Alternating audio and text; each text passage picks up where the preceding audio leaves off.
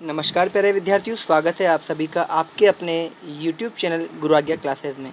प्यारे विद्यार्थियों, आज की क्लास में कुछ तकनीकी खराबी के कारण आप मेरा वीडियो नहीं देख पाएंगे, लेकिन मुझे सुन पाएंगे और सभी प्रश्नों को बहुत अच्छे से हल कर पाएंगे। तो प्यारे विद्यार्थियों, क्लास में लगातार बने रहिए। लाइव सेशन चल रहा है, बिल्कुल आपके कमेंट है जो बिल्कुल देख पा रहे हैं हम। तो प्यारे विद्यार्थियों, बढ़ते हैं अपने प्रश्न संख्या 1 की ओर।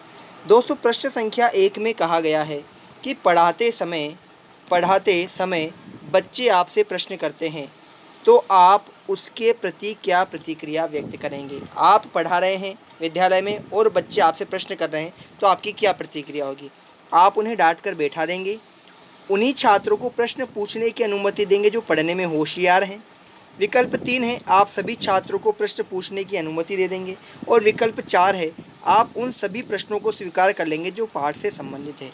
तो देखिए, आप एक शिक्षक हैं तो आपको उन सभी प्रश्नों को स्वीकार करना है जो आप उस पाठ को पढ़ा रहे हैं, उस पाठ से संबंधित है। तो विकल्प 4 जो होगा प्यारे विद्यार्थियों, वह प्रश्न संख्या 1 का बिल्कुल सही उत्तर होगा। बढ़ते हैं प्रश्न संख्या 2 की ओर। प्रश्न संख्या 2 में पूछा गया है प्यारे विद्यार्थियों, आप छात्रों को पढ़ा रहे हैं, वह छात्र आपस में बातें कर रहे हैं तथा पढ़ने में रुचि नहीं ले रहे हैं, ऐसी स्थिति में क्या निर्णय लेंगे। देखो विद्यार्थियों, ये विवेक वाले प्रश्न हैं जिसमें आपको अपने विवेक का प्रयोग करना होता है कि आप इस स्थिति परिस्थिति में कैसा क्या करेंगे। और आज के लगभग सभी प्रश्न इसी पर आधारित है। तो आप क्या करेंगे ऐसी स्थिति में। आप यह सोचेंगे कि आज के बच्चों को पढ़ने में रुचि समाप्त हो जा रही है। आप यह सोचेंगे कि कहीं आपके पढ़ाने में तो गलती नहीं जिससे बच्चे रुचि नहीं ले रहे। आप कक्षा छोड़कर बाहर आ जाएंगे या आप छात्रों की शिकायत प्राचार्य से करेंगे। तो आप क्या करेंगे, आप यह सोचेंगे कि कहीं आपके पढ़ाने में तो गलती नहीं है जिससे बच्चे रुचि नहीं ले रहे हो। आप ये नहीं सोचेंगे कि बच्चे की पढ़ने में रुचि समाप्त हो गई हो, ये नहीं सोचेंगे, क्योंकि अगर आप अच्छे तरीके से उन्हें पढ़ा रहे हैं तो बच्चे अवश्य रुचि लेंगे। अगर आपको लग रहा है तो आप क्या करेंगे कि कहीं आपके पढ़ाने में तो गलती नहीं जिससे बच्चे रुचि नहीं ले रहे। तो विकल्प 2 जो है वह प्रश्न संख्या 2 का बिल्कुल सही उत्तर है। बढ़ते हैं प्यारे विद्यार्थियों प्रश्न संख्या 3 की ओर। प्रश्न संख्या 3 में पूछा गया है, एनसीसी जैसे कार्यक्रमों का विद्यालय में संचालन करना है, बताइए क्या है। छात्रों के समय शक्ति का अपव्यय करना है, जी बिल्कुल नहीं है। छात्रों के सामाजिक विकास में योगदान करना है। फिर है नंबर 3, छात्रों को अनुशासित करने में योगदान करना है। और फिर नंबर 4 है, शिक्षकों के अतिरिक्त देय भत्तों में सहायता करने में। तो भाई एनसीसी जो है ऐसे कार्यक्रम आपके सामाजिक विकास में योगदान देते हैं, क्योंकि एनसीसी के जो छात्र हैं, एनएसएस के जो छात्र हैं, वे विभिन्न प्रकार के सामाजिक कार्यों में क्या करते हैं, अपनी संलग्नता दिखाते हैं, उन्हें उनसे जोड़ा जाता है। तो विकल्प 2 जो है वह आपके प्रश्न संख्या 103 का सही है। देखो, अनुशासित करने में योगदान तो होता ही है, वो तो ठीक है, लेकिन छात्र के हिसाब से क्या होना चाहिए, वो होगा सामाजिक विकास, जिसमें अनुशासन भी शामिल होता है। बढ़ते हैं प्यारे विद्यार्थियों प्रश्न संख्या 105 की ओर। देखो क्या पूछा गया इसमें, प्रौढ़ शिक्षा कार्यक्रम के बारे में आपके क्या विचार हैं। प्रौढ़ शिक्षा कार्यक्रम के बारे में आपके क्या विचार हैं। भाई देखो, इस कार्यक्रम से राष्ट्र की प्रगति संभव है। इस कार्यक्रम में सुधार की आवश्यकता आपको लगती है। यह कार्यक्रम बेकार है, इसे बंद कर देना चाहिए। प्रौढ़ शिक्षा पर धन का अत्यधिक अपव्यय है और लाभ शून्य है। तो भाई ये नीचे के जो तीनों विकल्प है ये तो बिल्कुल गलत है, ये तो नहीं है। इस कार्यक्रम से राष्ट्र की प्रगति होती है, यह विकल्प 1 जो है आपका इसका बिल्कुल सही उत्तर है मेरे प्यारे विद्यार्थियों। क्या है सही उत्तर है। अब बात करते हैं प्रौढ़ शिक्षा के बारे में। तो 2 अक्टूबर 1978 को, कब, 2 अक्टूबर 1978 में राष्ट्रीय प्रौढ़ शिक्षा कार्यक्रम की शुरुआत की गई थी। क्या की गई थी, शुरुआत की गई थी। और इसमें 15 से लेकर के 35 आयु वर्ग के जो बच्चे थे, जो निरंतर प्रौढ़ थे, बच्चे नहीं प्रौढ़ थे, उनके लिए निरौपचारिक शिक्षा की व्यवस्था की गई थी। तो आयु कितनी हो गई, 15 से 35। कब शुरू किया गया, 2 अक्टूबर 1978 को किया गया। बढ़ते हैं अगले प्रश्न संख्या 106 की ओर। प्रश्न संख्या 106 में पूछा गया है, दूरदर्शन की स्थिति शिक्षा में है। क्या स्थिति है वह दूरदर्शन की, कि यह पारंपरिक शिक्षण विधियों को ध्वस्त करने की है, शिक्षक को कक्षा से हटाने की है, बालक की मनोवैज्ञानिक एवं आत्मसंतुष्टि की है, शिक्षा में विकृति पैदा करने की है। तो भाई देखो, पहला जो है शिक्षण विधियों को ध्वस्त करने की, ये नकारात्मक ही नहीं होगा। शिक्षक को कक्षा से हटाने की, यह भी नकारात्मक ही नहीं होगा। शिक्षा में विकृति पैदा करने की, यह भी नहीं होगा। विकल्प 3 जो है कि बालकों की मनोवैज्ञानिक एवं आत्मसंतुष्टि की। यह बिल्कुल सही है। आपने देखा होगा कि दूरदर्शन पर समय समय पर सरकार के द्वारा विभिन्न प्रकार के ऐसे कार्यक्रम चलाए जाते हैं, विभिन्न प्रकार की कक्षाएं भी लगाई जाती है, जो शिक्षा के क्षेत्र में क्या है, एक बढ़ता हुआ और अच्छा कदम है मेरे प्यारे विद्यार्थियों। बढ़ते हैं प्रश्न संख्या 107 की ओर। प्रश्न संख्या 107 में पूछा गया है प्यारे विद्यार्थियों, ऐसा होता है कि शिक्षक प्रशिक्षण के दौरान दबावग्रस्त शिक्षक प्रशिक्षणार्थी निम्नलिखित व्यवहार का प्रदर्शन करता है। अर्थात प्रश्न को समझिएगा, शिक्षक को प्रशिक्षण दिया जा रहा है और वह जो प्रशिक्षण जिस शिक्षक को दिया जा रहा है वह दबावग्रस्त होकर ऐसा व्यवहार करता है। कैसा व्यवहार? प्राय पर्यवेक्षक की आते ही शाम पट्ट यानी ब्लैक बोर्ड से चिपक जाता है और लगातार लिखता रहता है। दूसरा है, प्राय छात्रों को झेलने की स्थिति में न होने पर भी वह उनकी ओर बिना किसी हरकत के लिखता रहता है, यानी बोर्ड की तरफ देख करके लिखता ही रहता है, छात्रों की ओर कोई ध्यान नहीं देता। मुंह लटका लेता है या कभी कभी घबराहट से चीखने चिल्लाने लगता है। तो भाई क्या होता है दबावग्रस्त होने पर? विकल्प 1 को देखिए, प्राय पर्यवेक्षक के आते ही वह शाम पट्ट से चिपक जाता है और लगातार लिखता रहता है और ऐसा दिखाने का प्रयास कर रहा है कि वह लिखने में पढ़ाने में इतना निमग्न है कि पर्यवेक्षक चेक करने आ गए तो भी उसको उनका भान नहीं है, जबकि ऐसा नहीं होना चाहिए। एक शिक्षक का अपनी कक्षा की हर गतिविधि पर क्या होना चाहिए? ध्यान होना चाहिए। बढ़ते हैं प्रश्न संख्या 8 की ओर। प्रश्न संख्या 8 देखिए प्यारे विद्यार्थियों, रेडियो का शिक्षा में प्रयोग बढ़ गया है क्योंकि यह पाठ्य पुस्तक की सामग्री को क्या करता है बताओ?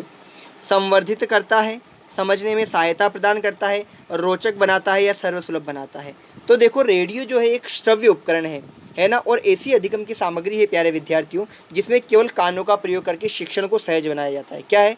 कानों का प्रयोग करके, यानी श्रवण इंद्रिय के माध्यम से, जैसे मौखिक प्रश्नोत्तरी हो गई, ये इसके उदाहरण है ना। और रेडियो जो है आपकी एक औपचारिक और अनौपचारिक दोनों प्रकार की शिक्षा के लिए सबसे सस्ता और सुलभ उपकरण है। क्या है? सबसे सस्ता और सुलभ उपकरण है। तो ये क्या करता है? ये पुस्तक की सामग्री को संवर्धित करता है, छोटे रूप में ले आता है बड़े को, क्योंकि आप पढ़ते हो और एक मौखिक सुनते हो तो सुनने से अधिक आपको क्या होता है? उसका याद होता है ना। तो संवर्धित करता है। क्या होगा 108 का उत्तर? संवर्धित करता है। बढ़ते हैं अगले प्रश्न संख्या 109 की ओर। प्रश्न संख्या 109 में पूछा गया है, सीखना ऐसी प्रक्रिया है जो कि क्या करती है बताओ भाई? कक्षा के कमरे एवं परिवार तक सीमित रहती है क्या? कक्षा के कमरे तक सीमित रहती है, केवल विशिष्ट संस्थाओं में होती है या प्रत्येक स्थान पर प्रत्येक समय में होती है? तो भाई सीखना कहीं भी किसी भी स्थिति में किसी भी स्थान पर किसी भी काल किसी भी समय में क्या होता है?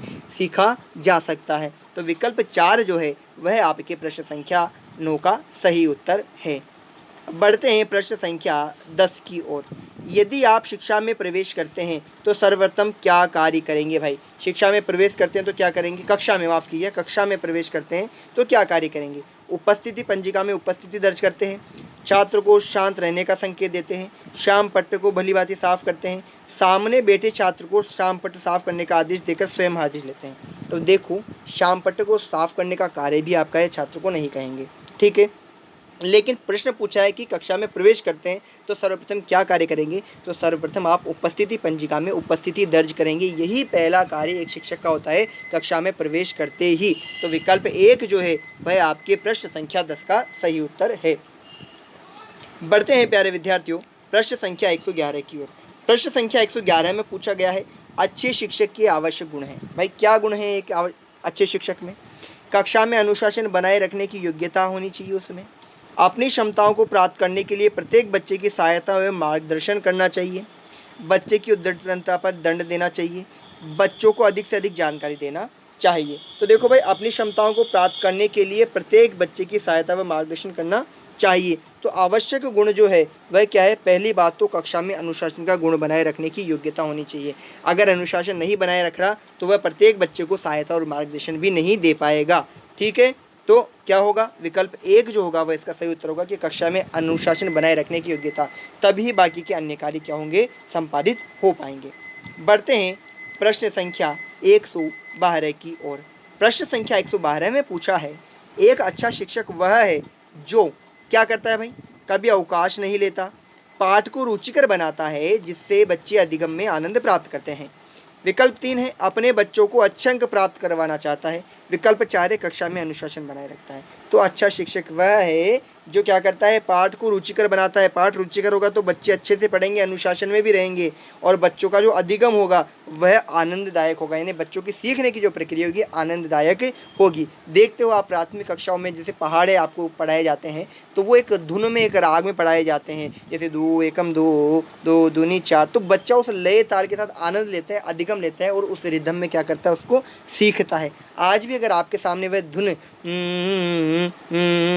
ऐसा बोला जाए तो आपके दिमाग में सीधा वो क्लिक करता है, यानी आपका अधिगम, आपने उसको सीखा हुआ है।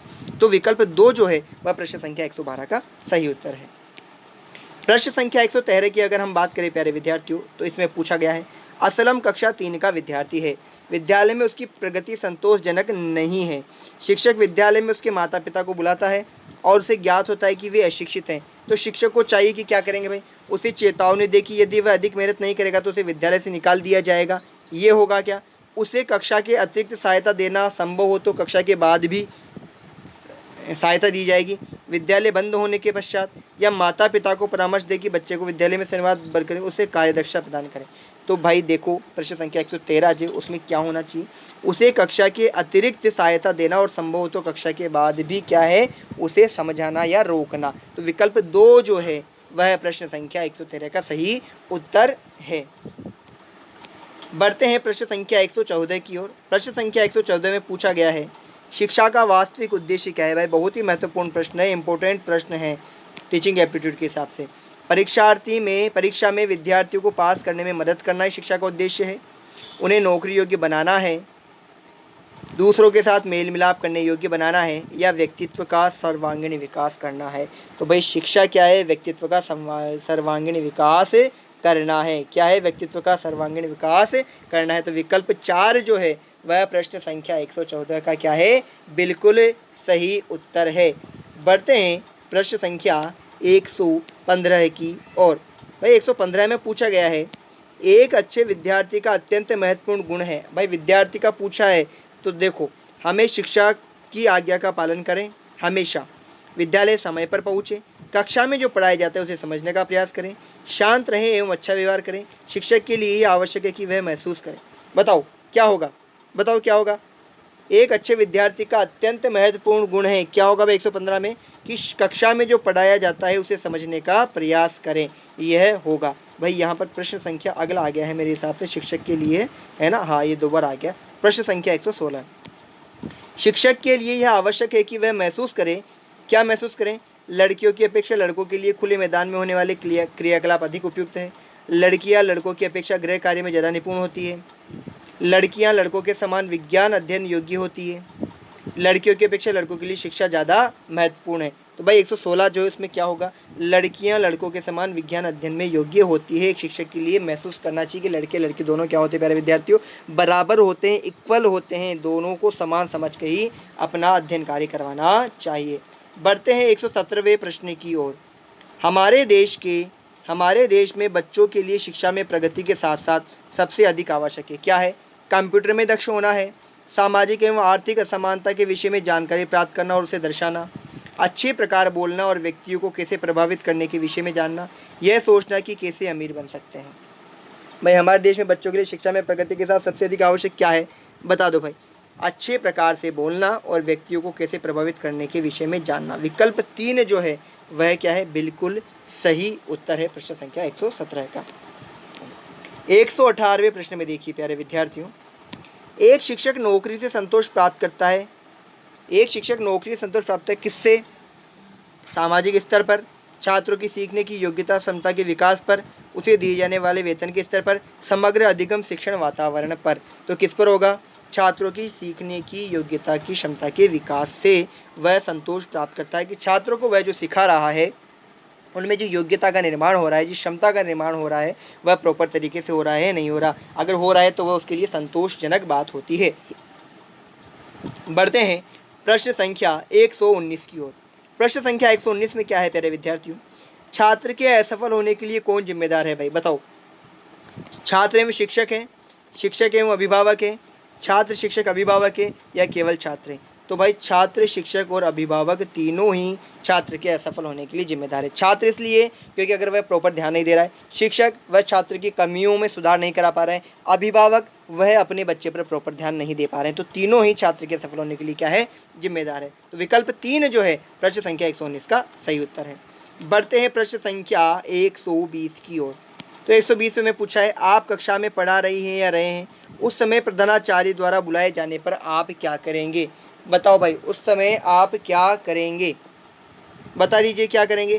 तुरंत प्रधानाचार्य के पास चली जाएंगे, एक स्लिप पर स्थिति लिखकर भेजेंगे, जाने के लिए स्पष्ट मना कर देंगे, या पीरियड समाप्ति के बाद जाएंगे। तो आप क्या करें, एक स्लिप पर स्थिति लिखकर भेजेंगे कि अभी वह बच्चों को पढ़ा रहे हैं और इसके बाद वह आकर के क्या करेंगे, उनसे मिलेंगे। तो विकल्प संख्या 2 जो है वह प्रश्न संख्या 120 का आपके सही उत्तर है मेरे प्यारे विद्यार्थियों। तो प्यारे विद्यार्थियों, बढ़ते हैं अब अगले प्रश्न संख्या 121 की ओर। तो प्यारे विद्यार्थियों, प्रश्न संख्या 121 में क्या पूछा गया, जरा ध्यान से देखिएगा। आप विद्यालय के छात्रों में सहयोग की भावना विकसित करने के लिए क्या करेंगे भाई, क्या करेंगे। सभी शिक्षक मिलजुल कर कार्य करेंगे, मिलजुल कर काम करने की महत्ता बताएंगे, इससे संबंधित उदाहरण प्रस्तुत करेंगे, या विद्यालय में पाठ्य सहगामी क्रियाओं का क्या करेंगे, आयोजन करेंगे। तो भाई आप विद्यालय के छात्रों में सहयोग की भावना के लिए पाठ्य सहगामी क्रियाओं का क्या करेंगे, आयोजन करेंगे, जिससे सब में एक दूसरे के प्रति क्या हो, सहयोग की भावना, एक दूसरे का सहयोग करें। तो क्या करेंगे, विकल्प 4 जो है प्रश्न संख्या 121 का सही उत्तर है। बढ़ते हैं प्यारे विद्यार्थियों प्रश्न संख्या 122 की ओर। प्रश्न संख्या 122 में क्या पूछा गया है, आज अध्यापक की घटती प्रतिष्ठा का मुख्य कारण क्या है भाई।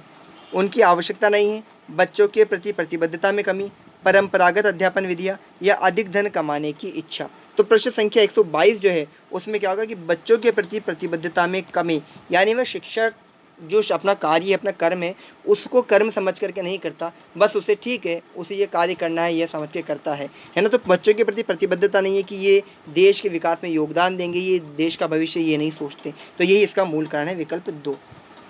बढ़ते हैं प्यारे विद्यार्थियों प्रश्न संख्या 123 की ओर। प्रश्न संख्या 123 में पूछा गया है विद्यार्थियों, यदि परीक्षा भवन में यदि कोई छात्र आपसे प्रश्न पूछता है तो आप क्या करेंगे। आप उसका उत्तर बता देंगे, उस पर कोई ध्यान नहीं देंगे, उसे परीक्षा भवन से निकाल देंगे, या फिर उसे डांट फटकार लगाएंगे। तो भाई क्या करेंगे, आप उसकी बात पर किसी तरह का ध्यान नहीं देंगे। जब आप उसकी बात पर किसी तरह का ध्यान नहीं देंगे तो फिर क्या होगा प्यारे विद्यार्थियों, वह आपसे बाद में पूछेगा ही नहीं। तो विकल्प 123 जो है प्रश्न संख्या, विकल्प 2 जो है प्रश्न संख्या 23 का बिल्कुल सही उत्तर है। बढ़ते हैं अगले प्रश्न संख्या 24 की ओर। प्रश्न संख्या 24 में पूछा गया है, एक विद्यालय अध्यापक का व्यवसाय पिछले समय की अपेक्षा आज बहुत आकर्षक है, क्यों आकर्षक है बताओ भाई।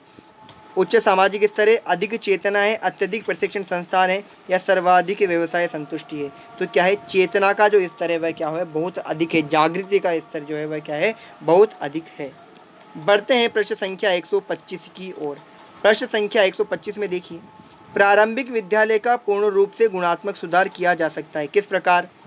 विद्यालयी क्रियाकलापों के निकट समुदाय के लोगों को सम्मिलित करके, नवीन शिक्षण विधियों का प्रयोग करके, पर्याप्त संरचनात्मक सुविधाओं की व्यवस्था करके, या इनमें से कोई नहीं। तो भाई गुणवत्तापूर्ण स्तर के विद्यालयी क्रियाकलापों में निकट समुदाय के लोगों को सम्मिलित करके, वे सम्मिलित होंगे तो उन्हें जहाँ कमी लगेगी वहाँ वे भी सुधार करने का प्रयत्न करेंगे, नए नए आइडिया, नए नए योजनाएं आपके पास आएगी, आपको पता चलेगा। तो विकल्प 1 जो है प्रश्न संख्या 25 का सही उत्तर है। बढ़ते हैं 126वें प्रश्न की ओर प्यारे विद्यार्थियों। अभिभावक एक विद्यालय से प्रसन्न रहते हैं यदि उसके बच्चे प्रभावपूर्ण अधिगम कर रहे हैं, तब होगा। विद्यालय के पास अच्छी सुविधाएं हैं, अध्यापक अपनी कक्षा नियमित एवं समय पर लेते हो, या केवल प्रशिक्षित अध्यापकों की नियुक्ति हो। तो जब अधिगम अच्छा होगा, प्रभावपूर्ण होगा, तो अभिभावक क्या होंगे, प्रसन्न होंगे, क्या होंगे, प्रसन्न। तो विकल्प 1 जो है वह प्रश्न संख्या 126 का सही उत्तर है। बढ़ते हैं प्रश्न संख्या 127 की ओर। प्रारंभिक अध्यापकों को उच्च प्राथमिकता देनी चाहिए, कब देनी चाहिए बताओ। बच्चों को समझना, समुदाय को समझना, अभिभावकों से अंतर्क्रिया, या अध्यापक साथियों को समझना। प्रारंभिक अध्यापकों को उच्च प्राथमिकता देनी चाहिए, किसको, बच्चों को समझने में। बच्चों को समझेंगे तभी तो वे उनको समझा पाएंगे कि वो उनका क्या स्तर है, क्या लेवल है। बढ़ते हैं प्रश्न संख्या 128 की ओर। इसमें पूछा गया है, प्रारंभिक शिक्षकों के पूर्व सेवा प्रशिक्षण में प्राथमिकता होनी चाहिए। बताओ किसकी प्राथमिकता होनी चाहिए? विभिन्न सामाजिक सांस्कृतिक संदर्भ के बच्चों के साथ कार्य करने के लिए तैयार रहना, सामाजिक कार्यकर्ता बनना, समुदाय की देखरेख करना या विषय वस्तु की निपुणता। तो विभिन्न सामाजिक सांस्कृतिक संदर्भ के बच्चों के साथ कार्य करने के लिए तैयार रहना, यह प्रारंभिक शिक्षकों की क्या होनी चाहिए? प्राथमिकता होनी चाहिए। बढ़ते हैं 129वें प्रश्न की ओर प्यारे विद्यार्थियों। यदि आपके घर वालों को आपका अध्यापक या अध्यापिका बनना पसंद नहीं है तो आप क्या करेंगे? बताओ। अध्यापक अध्यापिका बनने का विचार छोड़ देंगे, घर वालों की कोई परवाह नहीं करेंगे, अध्यापक कार्य के पक्ष में दलील देंगे, यानी अपना पक्ष रखेंगे, अपनी उनकी इच्छा अनुसार कोई दूसरा व्यवसाय चुनेंगे। तो आप क्या करेंगे? अध्यापन कार्य के पक्ष में अपना पक्ष रखेंगे, अपनी दलील देंगे कि आप क्यों यह करना चाहते हैं। आज के अंतिम प्रश्न की ओर प्यारे विद्यार्थियों। सृजनशील बालक कौन होते हैं? बताओ भाई। कक्षा में नियमित रूप से जो आता है, आवश्यक नहीं कि अध्यापक द्वारा पढ़ाई के संबंध में दिए गए निर्देशों का पालन करता है, आवश्यकता से कहीं अधिक अनुशासित है, या प्रत्येक वस्तु की जानकारी के लिए उत्सुक है। तो जो प्रत्येक वस्तु की जानकारी के लिए उत्सुक है वही क्या होता है? आपके सृजनशील बालक की श्रेणी में आता है। तो प्यारे विद्यार्थियों, बहुत बहुत धन्यवाद आपका आज की क्लास को ज्वाइन करने के लिए। बहुत बहुत धन्यवाद है वास्तव में आपको। आज की क्लास में वीडियो जो है, शिक्षक का जो वीडियो है वह आपके सामने प्रसारित नहीं हुआ, कुछ टेक्निकल इश्यू की वजह से, फिर भी आप क्लास में बने रहे। जो प्रॉपर नॉलेज आपको देनी थी, जो समझाना था, वो हमने प्रॉपर समझाया है।